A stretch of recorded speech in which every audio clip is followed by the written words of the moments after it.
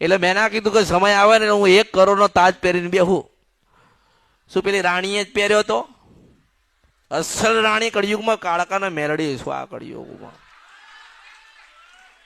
એ તો વાતો બધી વાતો. સમય આવે હું સોનાની તલવાર લઈને બેઠેલી મેલડી છું.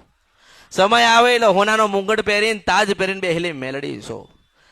સમય આવે માનો કે તમે મને મળવા આવો કે હું તમને ના મળી શકું, સમયની વાત છે, પણ યાદ રાખજો કે તમે દરેક મારા છો, હું દરેકને છું. દરેકના પાસે છું, દરેકને જોવા આવું છું. જે મારા સાચા ભક્તો છે ને એમને હું રેઢા મૂકતી નથી, કારણ કે ક્યારે દુઃખ આવે, ક્યારે વેદના થાય, ક્યારે પડી જાય ને પડવાનો સમય થાય ને પાછી ના ઝાલી લઉં તો મારું નામ મેલડી નહીં, હું મેલડી છું. ઓળખો. એટલે 1000 વર્ષ જાય ને 500,000 વર્ષ તો એ મન ગુજશે. તમારા દીકરા હોય ને પૂછશે, હે દાદી આવી માતાજી હતા?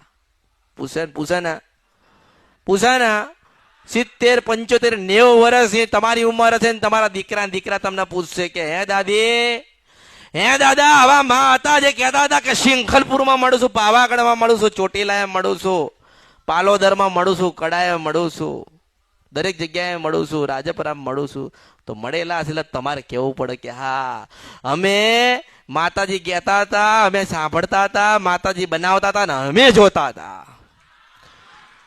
એટલે જેમ મારો ઇતિહાસ હોય ને મારું કંઈક હોય ને એમાં તમે બધા દરેક છો, સાક્ષી છો.